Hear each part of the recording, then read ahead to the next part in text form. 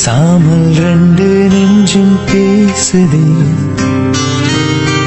கண் பார்வை மெல்ல தூண்டில் வீசுதே. பேசுதே பேசுதே நெஞ்சுமே பேசுதே, பேசுதே பேசுதே பேசுதே.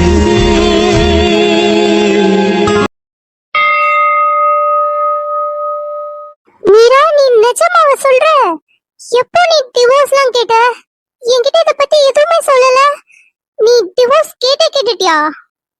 ஆமா சாண்டி, இதுக்கப்புறம் அந்த வீட்ல என்னால எப்படி இருக்க முடியும்? நான் உனக்கே தெரியும் ஆல்ரெடி என் லைஃப்ல என்னெல்லாம் நடந்திருக்குன்னு. அப்படி இருக்கப்போ இதுல எனக்கு மூவ் ஆன் ஆகுறதே ரொம்ப பெரிய விஷயம். அதுல இப்படிலாம் பண்ணா எப்படி? எனக்கு என் சித்தி வீட்ல என்னெல்லாம் நடந்ததோ அது மறுபடியும் அங்க ரிப்பீட் ஆகுற மாதிரி இருக்கு. என்னால அங்க இருக்கவே முடியல.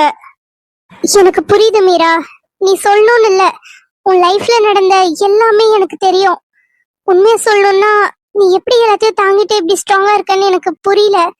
உண்மையாவே நீ ரொம்ப ஸ்ட்ராங். அப்புறம் நீ டிவோர்ஸ்க்கு கேட்டுட்ட, அவனும் கொடுத்துருவான்னு தான் தோணுது. அடுத்து என்ன பண்ணலான்னு இருக்க? எனக்கு டிவோர்ஸ் ஆயிடுச்சுன்னா கண்டிப்பா நான் மறுபடியும் எங்க அப்பா வீட்டுக்கு மட்டும் போக மாட்டேன் சாண்டி. அங்க இருந்து தப்பிச்சு இங்க வந்தேன். இப்ப இங்க இருந்து தப்பிச்சு எப்படியாவது என் லைஃப நான் பார்க்கணும். முத விஷயமா நான் வினய தேட போறியா? இல்ல சாண்டி, வினய் என் லைஃப்ல முடிஞ்சு போன சாப்டர். இப்ப அவன் எப்படி இருக்கான்னு கூட எனக்கு தெரியாது. மேபி அவன் லைஃப்ல மூவ் ஆன் ஆயிருக்கலாம். அவனுக்கு பிடிச்ச மாதிரி ஏதாவது ஒரு பொண்ணு அவன் லைஃப்ல வந்திருக்கலாம். என்ன இருந்தாலும் இந்த சமுதாயத்தை பொறுத்த வரைக்கும் எனக்கு கல்யாணம் ஆயிடுச்சு, டிவோர்ஸும் ஆயிடும். அப்படின்னா நான் ஒரு டிவோர்ஸின்ற பேர்ல தான் இருப்பேன். அப்படி இருக்க என்ன வினய் ஏத்துப்பானா? நீயே சொல்லு. மீரா, உன்னை விட வினய் எனக்கு நல்லாவே தெரியும். உனக்கு எந்த அளவுக்கு தெரியும்னு எனக்கு தெரியல. ஆனா வினய் உன்னை எவ்வளவு லவ் பண்ணான்னு எனக்கு தெரியும் மீரா. கண்டிப்பா அவன் வேற ஒரு பொண்ணு லவ் பண்ணலாம் சான்ஸே கிடையாது. இந்நேரம் உன்னதான் அவன் தேடிட்டு இருப்பான். உன்னை எப்படி மீட் பண்றது, உன் கூட எப்படி சேருறது, இத பத்தி தான் நினைச்சிட்டு இருப்பான். அவனுக்கு உனக்கு கல்யாணம் ஆனது கூட தெரியுமான்னு தெரியல. இல்ல சாண்டி, எனக்கு என்னமோ இதெல்லாம் சரியா வரும்னு தோணல. ஒருவேளை வினயே என் முன்னாடி வந்தா கூட நான் வேணான்னு தான் சொல்லுவேன். ஏற்கனவே என்னால அவன் ரொம்ப கஷ்டப்பட்டுட்டான். இதுக்கப்புறம் அவன் கஷ்டப்பட வேணாம். அவன் வாழ்க்கையில அவனுக்கு பிடிச்ச மாதிரி ஒரு பொண்ணை பார்த்து கல்யாணம் பண்ணிட்டு சந்தோஷமா இருக்கட்டும். நான் ரொம்ப டயர்ட் ஆயிட்டேன் சாண்டி. இந்த ரிலேஷன்ஷிப் பிட்ரையல்ஸ் இதெல்லாம் பார்த்து பார்த்து பார்த்து என்னால முடியல. ஒண்ணு என் கூட யாருன்னா க்ளோஸ் ஆனாங்கன்னா அவங்கள நான் ஹர்ட் பண்ணிடுறேன், இல்லைன்னா அவங்க என்ன ஹர்ட் பண்ணிடுறாங்க. இதுதான் என் லைஃப்ல ஒரு லூப் மாதிரி கண்டினியூஸா நடக்குது. ஆனா எப்பயுமே நான் வினைக்காக அந்த கடவுள்கிட்ட ஒன்னே ஒண்ணுதான் வேண்டுவேன். அவன் வாழ்க்கையில அவன் சந்தோஷமா இருக்கணும். நடந்த எல்லாத்தையும் மறந்துட்டு அவன் நல்ல ஒரு வாழ்க்கையில இருக்கணும், அவ்வளவுதான். ஒருவேளை விதி இருந்தா ஒரு தடவை, ஒரே ஒரு தடவை நான் அவனை தூரமா இருந்து பார்த்தா கூட போதும், அவ்வளவுதான் சாண்டி. அதுக்கு மேல நான் எதுவும் எதிர்பார்க்கல. நீ பேசுறதுலே தெரியுது மீரா, உன் கண்ணுலே தெரியுது நீ வினய எவ்வளவு மிஸ் பண்றன்னு. உன் வாழ்க்கையில வினய் மட்டும் இப்ப இருந்திருந்தா நீ இப்படி எல்லாம் இருந்திருக்க வேண்டிய அவசியமே இல்ல. எவ்வளவு சந்தோஷமா இருந்திருப்ப தெரியுமா? அவன் உன்னை எப்படி பார்த்துட்டு இருந்திருப்பான். எல்லாமே உன் சித்தினாலதான் கெட்டு போச்சு. ஆனா நீ வேணா பாரு, கண்டிப்பா உன் லைஃப்ல வினய் வருவான். ஒருவேளை உன் சித்தி கம்பல் பண்ணி கல்யாணம் பண்ணி வச்சிருந்தாலும் இந்த ஆதி நல்லவனா இருந்திருந்தா, இல்ல அவனுக்கு மேல ஏதாவது ஒரு ஃபீலிங் இருந்திருந்தா நீ இந்த லைஃப்ல நல்லா இருந்திருப்ப. மேபி கொஞ்சம் கொஞ்சமா உன் மனசு மாறி இருக்க வாய்ப்பு இருக்கு. ஆனா விதியே உனக்கு ஆதி மாதிரி ஒரு புருஷனை கொடுத்திருக்கு. அவனே டிவோர்ஸ்க்கு ஒத்துக்கிறான். கிட்டத்தட்ட உன்னை டிவோர்ஸ் பண்ண வைக்கணும்ன்றதுக்காக தான் அவன் இப்படி பண்ணிருப்பானோன்னு கூட எனக்கு தோணுது. அப்படின்னா மறுபடியும் உனக்கு லைஃப் ஒரு சான்ஸ் கொடுக்குதுன்னு தானே அர்த்தம். வேண்டாம் சாண்டி, திரும்ப திரும்ப என்னால ஹோப்ஸ் எல்லாம் வளர்த்துக்க முடியாது. லைஃப்ன்றது ரொம்ப ஸ்ட்ரேஞ்ச். நம்மளால அதை புரிஞ்சுக்கவே முடியாது. நம்ம எந்த இடத்துல புள்ளி வைக்கிறோமோ அந்த இடத்துல கம்மா போட்டு ஆரம்பிக்கும். எந்த இடத்துல தொடரணும்னு நினைக்கிறோமோ அங்க புல் ஸ்டாப் வச்சு நிறுத்திடும். என்னால இந்த கேமை புரிஞ்சுக்கவே முடியல. போதும், நான் எதுவுமே எக்ஸ்பெக்ட் பண்ணல. முதல்ல இந்த ஆதிக்கிட்ட இருந்து எனக்கு டிவோர்ஸ் வேணும். இந்த வீட்ல இருந்து நான் வெளியே வரணும். என்னோட கெரியர்ல ஃபோக்கஸ் பண்ணணும். முடிஞ்சா இந்த ஊரே வேணாம், வேற எங்கேயாவது போயிடலான்னு இருக்கேன். சரி மீரா, காம் டவுன். முதல்ல இந்த டிவோர்ஸ் மேட்டரை பார்ப்போம். நீ அவன்கிட்ட சொன்னதுக்கு அவன் எதுவும் சொல்லலையா? ஓகே சரி, எதுவும் இல்ல சாண்டி. நான் அப்பதான் டிவோர்ஸ் கேட்டேன். கரெக்டா நீயும் வந்து என்ன கோவிலுக்கு கூப்பிட்டேன்னு நான் அப்படியே வந்துட்டேன். வீட்டுக்கு போனாதான் என்னன்னு தெரியும். கண்டிப்பா அவன் ஓகேன்னு தான் சொல்லுவான். சீக்கிரமா டிவோர்ஸ் வாங்கிட்டு இங்க இருந்து போயிடணும் சாண்டி. அந்த வீட்ல இருக்கவங்க ரொம்ப நல்லவங்க, என்ன நல்லா பாத்துக்கிறாங்க. அதுக்காக பிடிக்காத ஒரு ஆள் கூட வாழ முடியாதுல்ல. அவனுக்கும் என்ன சுத்தமா பிடிக்கல. இது ரெண்டு பேருக்குமே லைஃப் நல்லா இருக்காது சாண்டி. நான் அந்த வீட்ல இருக்க யார் கூடயும் அட்டாச் ஆகிறதுக்கு முன்னாடியே இங்க இருந்து கிளம்பிடுறது தான் நல்லது. சரி மீரா, உனக்கு உடம்பு இப்ப பரவாயில்லையா? ஆனா எனக்கு நிஜமா சமக்கம் வந்துச்சு. அவன் எப்படி உன்னை இப்படி ட்ரீட் பண்ணலாம்? வந்த கோவத்துல அப்படியே நாலு அறையிலாமான்னு தோணுது. விடு சாண்டி, இது எவ்வளோ பரவாயில்ல. இதெல்லாம் என் லைஃப்ல பார்த்து பார்த்து எனக்கு பழகிடுச்சு. சித்தியும் ஐஷும் பண்ணுவதை விட இது ஒன்றும் அவ்வளோ பெரிய விஷயம் இல்லை. அதுவும் இல்லாம அவன் தான் கரெக்ட் டைமுக்கு ஹாஸ்பிட்டலுக்கு கால் பண்ணி டாக்டர்லாம் வர வச்சு ட்ரீட்மெண்ட் பார்த்தான். ஆனா சித்தியும் ஐஷுவும் ட்ரீட்மெண்ட் கூட பார்க்க மாட்டாங்க. எப்படா இவ சாவான்னு பார்த்துட்டு இருப்பாங்க. ஐயோ, எனக்கு அவங்கள நினைச்சாலே இரிட்டேட் ஆகுது மீரா. அந்த ஐஷு இன்னும் அங்கதான் இருக்காளா? உனக்கே அந்த வீட்டுல உரிமை இல்ல, அவ எதுக்கு வந்து அங்க உட்காந்துட்டு இருக்கா? எனக்கும் அவன் மேல ஒரே டவுட்டா இருக்கு. அவ இந்த மாதிரி எல்லாம் வந்து என்ன பாத்துக்கணும்னு அவசியமே கிடையாது. சொன்னது என்னமோ என்ன பாத்துக்கிறதுக்காக வந்தான் தான். ஆனா ஒரு தடவை கூட என் ரூமுக்கு வந்து எப்படி இருக்க, ஓகேவா, என்ன ஏதுன்னு கேட்கல. அவ எதுக்காக அந்த வீட்டுல இருக்கான்னு எனக்கு தெரியல. ஆனா சீக்கிரமா கண்டுபிடிக்கணும். நான் இங்க இருந்து போகும்போது என் மேல எந்த ஒரு பழியும் கலகமும் வராம இருந்தா போதும். அவ எதுவும் என் பேரை கெடுத்து விடாம இருந்தாலே போதும். முதல்ல அந்த மேக்கப் பூதத்தை அது வீட்டுக்கு அடிச்சு பேக்கப் பண்ணி விடு. ஆமா சாண்டி, இப்பதான் எனக்கு உடம்பு சரியாயிடுச்சுல, இதுக்கப்புறம் அவ எதுக்கு இங்க? முதல்ல அவளை அனுப்பி விடணும். அவ இங்க இருக்கிறது சரி கிடையாது. என்ன ஷாம், ஏதாவது தேரிச்சா? அதை ஏன்டா கேக்குற? நானும் டெலிகாலிங் மாதிரி அத்தனை பேருக்கு கால் பண்றேன். எல்லாரும் சொல்லி வச்ச மாதிரி இல்ல, நீட் இல்ல, அப்புறம் பார்க்கலாம், நாங்களே கால் பண்றோம், இதே தாண்டா சொல்றானுங்க. நான் சொல்றேன்னு தப்பா எடுத்துக்காத அபி. எனக்கு என்னமோ இது எதுவுமே ஒர்க் அவுட் ஆகாதுன்னு தோணுது. பேசாம நீ ஃபேமிலி பிசினஸே பாருடா. என்னடா கடைசியில நீயும் தோல்வியை ஒத்துக்கிட்டியா? அதுக்கு இல்லடா அபி, நம்மளும் எவ்வளவோ ட்ரை பண்றோம். இந்த 2 மாசம் நம்ம கிளைண்ட் பிடிக்க எவ்வளவோ முயற்சி பண்ணிட்டோம். ஒண்ணு கூட செட் ஆகல. ஐடியாஸை மாத்தணும், டீமை மாத்தணும், நம்மளுடைய டீம்மேட்ஸை எவ்வளவோ ஒர்க் பண்ண சொல்லி கேட்டோம். அவங்களும் பாவம் ராப்பகலா உழைக்கிறாங்க. எவ்வளோ கஷ்டப்பட்டாலும் இருக்கிற முக்காவாசி பிசினஸ் மேன்ஸை கான்டாக்ட் பண்ணி பார்த்தாச்சு. ஒருத்தன் கூட ஒரு கான்ட்ராக்ட் தரலடா. அந்த லெவலுக்கு உன்னோட அத்தை எல்லாரையும் மிரட்டி வச்சிருக்காங்க. ஷாம், எனக்கு புரியுதுடா. அதுக்காக நம்மளோட ட்ரீம்டா இது. நீயும் இதுக்காக எவ்வளவு பாடுபட்டிருக்க. நீயும் இன்வெஸ்ட் பண்ணிருக்க, நானும் இன்வெஸ்ட் பண்ணிருக்கேன். நம்ம 2 பேரும் சேர்ந்து ஆரம்பிச்ச ஏஜென்சிடா இது. அப்படியே விட்டுட்டு போக எனக்கு மனசு வரல. அந்த கடவுள் கருணை காமிச்சா ஜஸ்ட் 1% லக் இருந்தா கூட நம்மளால இந்த ஏஜென்சியை ஓஹோன்னு கொண்டு போக முடியும். கண்டிப்பா யாராவது ஒருத்தர் வருவார்ரா. இதுக்கு எதுக்குமே பயப்படாத ஒரு ஆளு, நேர்மையா பிசினஸ் பண்ற ஆளு. கண்டிப்பா நமக்கு ஒரு வாய்ப்பு கொடுப்பாரு. எனக்கு நம்பிக்கை இருக்கு. நீ சொல்ற மாதிரி நடந்தா ரொம்ப சந்தோஷம் அபி. ஆனா நமக்கு இருக்கிறதே ஜஸ்ட் 1 மாசம் டைம் தான். 1 மாசம் கூட முழுசா இல்லடா, வெறும் 28 நாள் தான். இதுல நம்ம கிளைண்ட்டை பிடிக்கணும், பட்ஜெட் பேசணும், நம்ம ஸ்கிரிப்டை ரெடி பண்ணணும், மாடல்ஸை தேடணும், ஆட் ஷூட் பண்ணி முடிக்கணும். இவ்வளோ விஷயம் இருக்கு. இதெல்லாம் ஜஸ்ட் 28 டேஸ்க்குள்ள எப்படி அப்படி முடியும்? நம்ம மாடல்ஸை செலக்ட் பண்ணி ஸ்கிரிப்டை எழுதி லொகேஷன் போறதுக்கே 1 மந்த் கரெக்டா இருக்கும். அப்படி இருக்கப்போ ஒரு டோட்டல் ஆட் ஷூட்டை எப்படிடா முடிக்கிறது? அதை முடிக்கணும், எடிட் பண்ணணும், எவ்வளோ வேலை இருக்கு அபி. நமக்கு இன்னும் கிளைண்டே கிடைக்கலையேடா. ஷாம், அதை பத்திலாம் நீ ஃபீல் பண்ணாத.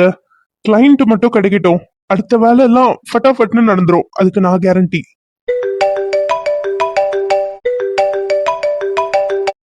Hello, hi, is this Abhilash? Yes, who's this? Hi Abhilash, I'm Karthikeyan. உங்களுக்கு என்ன தெரியாது, பட் எனக்கு உங்களை தெரியும். இன்னைக்கு மார்னிங் ஒரு ஜுவல் ஷாப் வந்திருந்தீங்களே, ஞாபகம் இருக்கா? எஸ் ஆமா சார், மார்னிங் வந்திருந்தேன். இன்னைக்கு மார்னிங் உங்களோட ஐடியாஸை நீங்க எக்ஸ்பிளைன் பண்ணிட்டு இருந்தீங்க. நானும் அங்கதான் இருந்தேன். என் ஃபேமிலிக்காக ஜுவல்ஸ் பர்ச்சேஸ் பண்ண வந்திருந்தேன். I am really impressed with your idea. Such a brilliant ideology. By the way, என்னோட பிசினஸ் ஹேர் கேர் ப்ராடக்ட்ஸ் தான், எஸ்பெஷலி ஷாம்பூ. என்னுடைய பிசினஸ்க்கு ஒரு ஆட் தேவைப்படுது. அது நீங்க பண்ணி கொடுக்க முடியுமா? ஷியோர் சார், கண்டிப்பா பண்ணலாம். ஒன்றும் ப்ராப்ளம் இல்ல. உங்களுக்கு எந்த மாதிரி வேணுமோ அந்த மாதிரி பண்ணலாம். எனக்கும் சில ஐடியாஸ் இருக்கு. ஓகே அபிலாஷ், நாளைக்கு மார்னிங் என்ன ஆஃபீஸ்ல வந்து மீட் பண்ணுங்க. நம்ம மற்ற டீடைல்ஸ் எல்லாம் டைரக்டா பேசிக்கலாம். Okay sir, sure. Thank you so much. Okay Abhilash, நாளைக்கு மார்னிங் ஒரு 10 o'clock வந்துருங்க. லொகேஷன் நான் உங்களுக்கு வாட்ஸ்அப் பண்றேன். Okay sir. என்னடா 32 பல்லும் தெரியுது, இவ்ளோ ஹாப்பியா இருக்க? என்ன சமாச்சாரம்? ஷாம், நம்மளோட வேண்டுதல் கடவுளுக்கு கேட்டுடுச்சுடா. என்னடா சொல்ற? மச்சான், நமக்கு ஒரு ப்ராஜெக்ட் வந்திருக்கு. நாளைக்கு காலையில ஆபீஸ்ல வந்து மீட் பண்ண சொல்லிருக்காங்க. Project confirm. என்னது? நிஜமாவாடா? ஆமாடா. இன்னைக்கு காலையில ஜுவல் ஷாப் போயிருந்தோம்ல, அங்கதான் அவரும் வந்திருந்தாராம். நம்ம ஜுவல் ஷாப் ஓனருக்கு எக்ஸ்பிளைன் பண்ணிட்டு இருந்தோம்ல நம்மளோட ஐடியாவை. அதை கேட்டு இம்ப்ரெஸ் ஆயிட்டாராம். அவரது ஹேர் கேர் ப்ராடக்டாம். அதை நம்ம அட்வர்டைஸ் பண்ணி தர முடியுமான்னு கேக்குறாரு. கண்டிப்பா நம்மளால முடியும் மச்சான். நாளைக்கு காலையில 10 மணிக்கு கிளம்பி ஆபீஸ் போறோம். அவர்கிட்ட இருந்து ப்ராஜெக்ட வாங்குறோம். சூப்பரா இதுக்கப்புறம் பிஸியா நம்மளோட ஒர்க்கை நம்ம பார்க்க போறோம். நான் என்னோட அத்தையோட முகத்துல கரிய பூச போறேன். இந்த தடவை உங்களுக்கு நான் காட்டுறேன். எவ்வளவு தடை போட்டாலும் அதை தாண்டி இந்த அபிலாஷால வர முடியும். அவனுக்கு ஒரு விஷயம் பிடிச்சிருக்குன்னா அது அபிலாஷ் கண்டிப்பா விட்டு தர மாட்டான்றதை நான் ப்ரூஃப் பண்ணி காட்டுவேன்.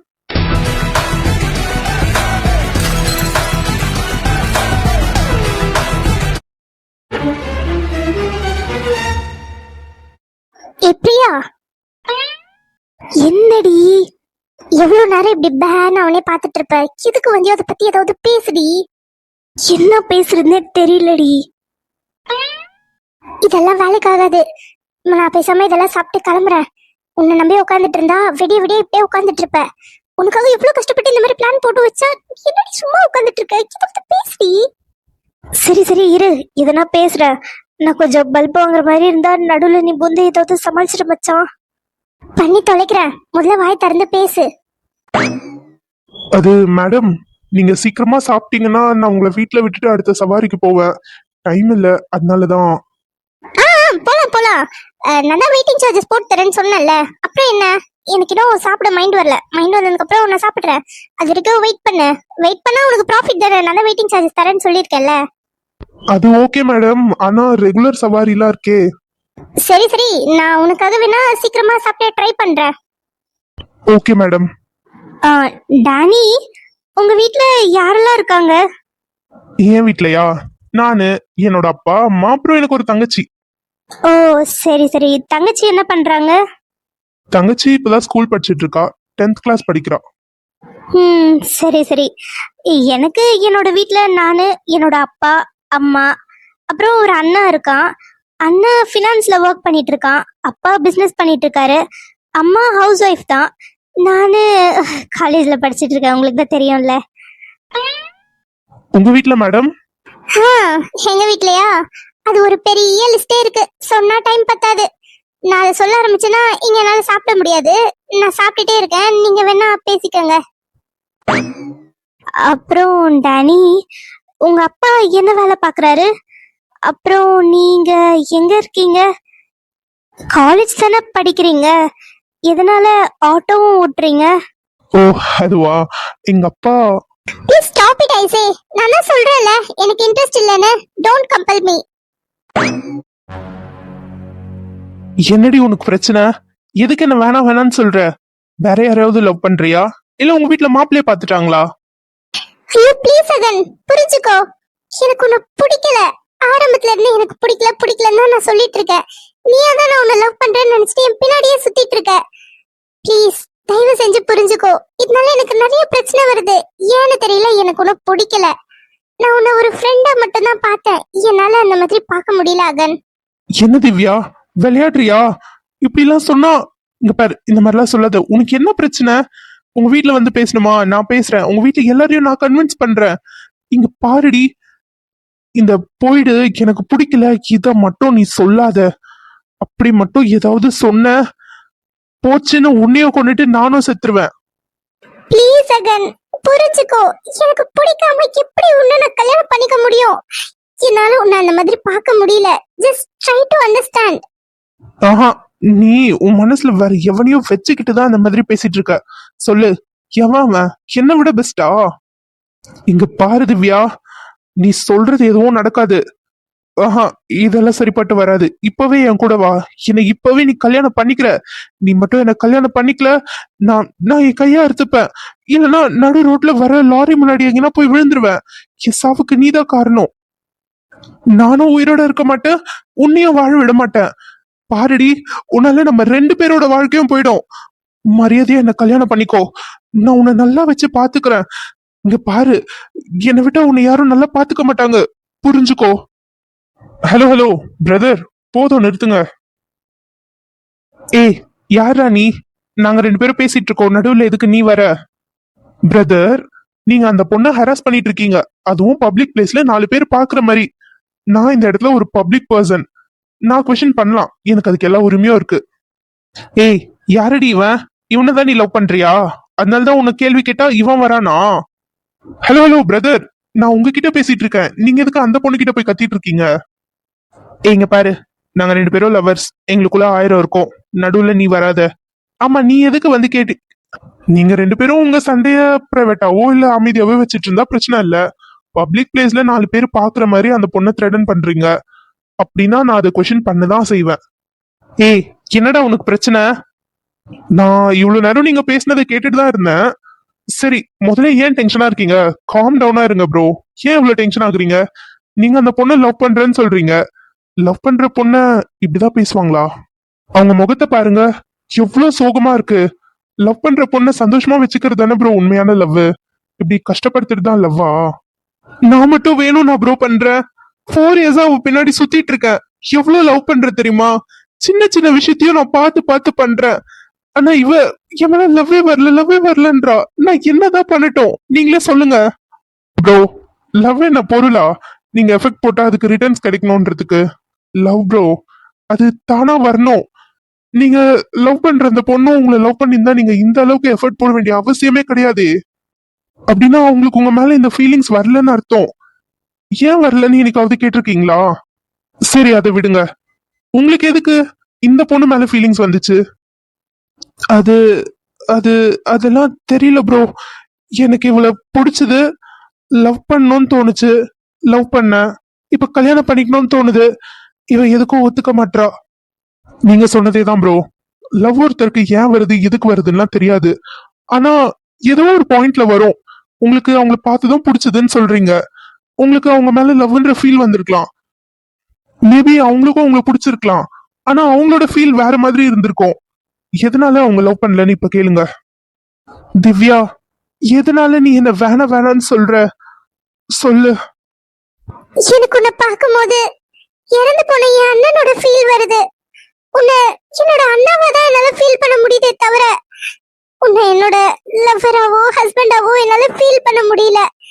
உன்னை பார்க்கும்போது என் அண்ணன் ஞாபகம் வருது. அப்படி இருக்கப்போ எப்படி நான் உன்னை லவ் பண்ண முடியும்? கேட்டீங்களா ப்ரோ? உங்களுக்கு அவங்கள பார்த்ததும் லவ் ஃபீல் வந்தது. ஆனா அவங்களுக்கு உங்களை பாக்குறப்ப அண்ணனோட ஃபீல் வந்திருக்கு. அண்ணனை எப்படி ப்ரோ லவ் பண்ணுவாங்க? எனக்கு நிஜமா என்ன சொல்றதுன்னே தெரியல. இவ்வளவு நாளா இவ இதை பத்தி என்கிட்ட சொன்னதில்ல.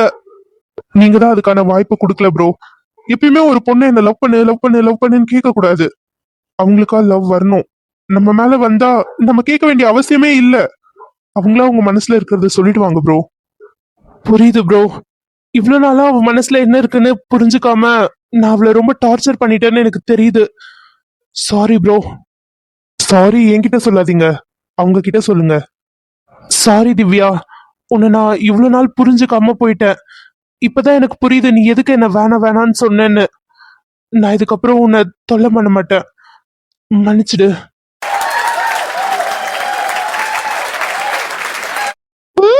பரவாயில்லையே, மாஸ் காட்டுறானே. செம்ம செலக்ஷன் தான் போ. இல்ல பாரு எவ்வளவு சூப்பரா பேசி புரிய வச்சுட்டான். பரவாயில்ல, நல்ல பையனை தான் சூஸ் பண்ணிருக்கேன். ஆமா ஆமா, பார்க்க நல்ல பையன் மாதிரி தான் தெரியறான். சரி பாப்போம்.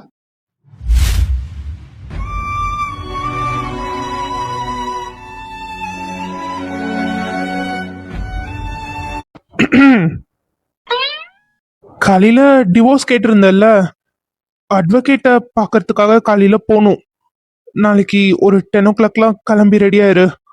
அட்வொகேட்டை பார்த்துட்டு டிவோர்ஸ் வாங்கிடலாம். ஓகே, ஒரு நிமிஷம் நில்லுங்க. என்ன இது திடீர்னு நிக்க சொல்றா? ஒருவேளை மைண்ட மாத்திக்கிட்டாலோ? டிவோர்ஸ் தரமாட்டேன்னு சொல்லிடுவாளோ? என்ன? நீங்க உங்க பெட்லயே படுத்துக்கோங்க, நான் போய் சோஃபால படுத்துக்கிறேன். அது அந்த சோஃபா அந்த அளவுக்கு கம்ஃபர்டபுளா இருக்காது. அதுல படுத்துட்டு உன்னால சரியா தூங்க முடியாது. ஏற்கனவே உனக்கு உடம்பு சரியில்லை. இதுல அங்க போய் படுத்தனா சரியா தூக்கம் இல்லாம ஃபீவர் மறுபடியும் வந்துடும். அதனால நீ இங்கே படுத்துக்கோ, நான் சோஃபால படுத்துக்கிறேன். அந்த சோஃபாவே இல்லாம தரையில கூட நான் படுத்திருக்கேன். அதனால எனக்கு கம்ஃபர்ட் முக்கியம் கிடையாது, பீஸ்ஃபுல்லா இருந்தா போதும். நான் சோஃபாலே படுத்துக்கிறேன், நீங்க உங்க பெட்ல தாராளமா படுத்துக்கோங்க. அதுக்கு இல்ல, அது சரி, ஓகே. நீயும் படுத்துக்கோ, நானும் படுத்துக்கிறேன். நான் இந்த லெஃப்ட் கார்னர்ல படுத்துக்கிறேன், நீ ரைட்ல படுத்துக்கோ. சென்டர்ல பில்லோ வச்சிடலாம். நான் உன் பக்கத்துல கூட வர மாட்டேன், ப்ராமிஸ். நீ என்ன நம்பலாம்.